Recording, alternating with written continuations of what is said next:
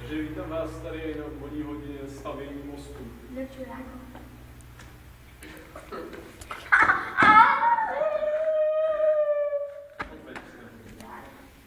Takže už jste v pořádku. Takže aby jsme se uvedli do předmětu, si řekneme něco ke konstrukci mostu. Zde můžete vidět tyto 4 otvory. Jeden nahoře, jeden dole, jeden tamhle, jeden tamhle. K čemu asi jsou tyto otvory? Máte někdo nějaký nápad? Tam ukládali zboží, třeba gramy Jamajky. To je dobrý jako poznatek, postřeh. Ty? Tak flašky tam rozhodně nezahazovali. Dávali se tam nálože pro případnou destrukci mostu, kdyby se náhodou jela nějaká VIP četa přes most, aby se ten most mohl rychle odpálit a tím pádem mohlo dojít ke katastrofě. Já jsem ten most stavěl a taky byl můj nápad, abych ty díry tam udělal.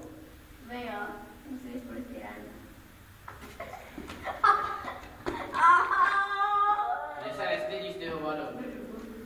Poslouchej učitele. Věnuj se hodině.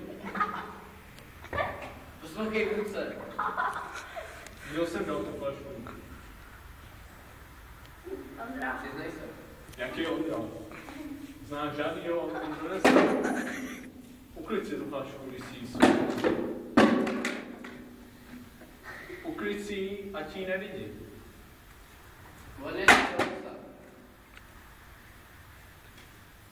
Takže aby jsme pokračovali. Proč mosty byly stavěny obloukovým tvarem? To je oblouk, válek. Ne. Nevědí vlák? Nemám žádný. A co takhle nějaký nápad? No, tady.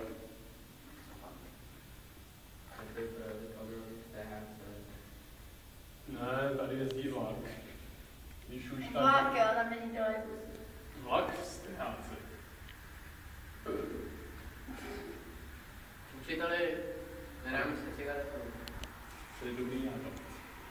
I když jako v době školy jsem smí kouřit, můžeme to obejít. Děkuji vám. Mě nedáš? Takže, jestli pak vás napadne, proč je tady tak dobrá ozvěna? Taká sračka. Protože je to v prostoru. Ne. Jsi to stavěl za dřeva. Od čeho je tady ty otvory jsou? No, aby ty prudil. Jsem si ještě nevšiml. Tak od někud jsme tady museli přijít. My jsme přišli od zemí. Vydržu. No, to nevíš,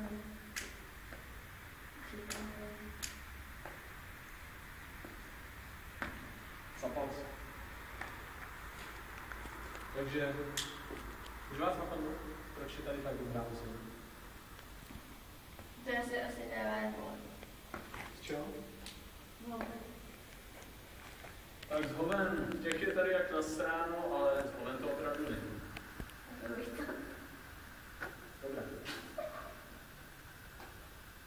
Budu dělat jako, že jsem nic neviděl. Na to vaše zboží je fakt minimální.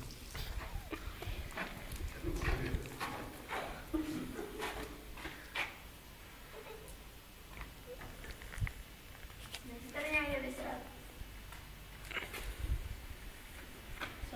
Takže ta změna je tady díky tomu, jak je to stavěno. Jelikož je tady polouzavřený prostor, můžete slyšet jakoby echo. Echo zvuku. Zvuk, který vám jde z hlasivek, naráží tady do všech stran okolo. A proto se tady stavěly i obloukové tvary, aby bylo tady lepší odrážení zvuku pro případné koncerty. Nekřič tady. Takže máte ještě nějaké další dotazy? Proč to stavěli, jako těm tak. Já nevím. To je blbý. Když si vezmeš, že třeba máš řeku, chceš se přes ní dostat, co tě asi napadne, že by bylo moudré postavit? Ne, ale když tam potřebuješ třeba něco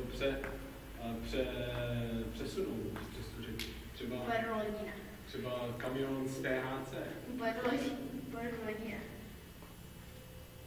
na to jenom, aby si přeplnoval řeku. To je zbytečné. Já si myslím, že by bylo moudré postavit most. Možná se tomu směješ, ale je to dobrá věc. Aby se třeba mohl přesunout kamion z THC do druhých řek. To je tvoje hlava. Jo.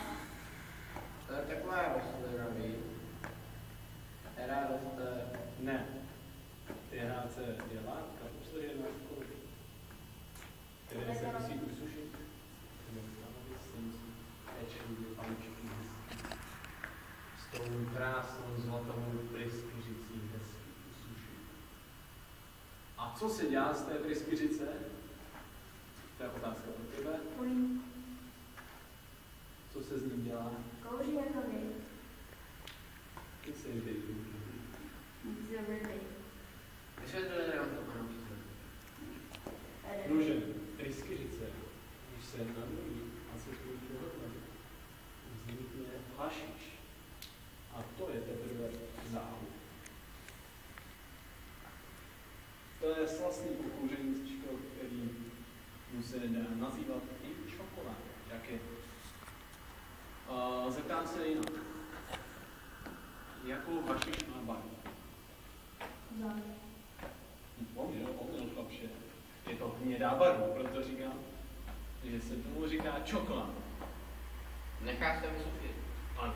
A zbarví se.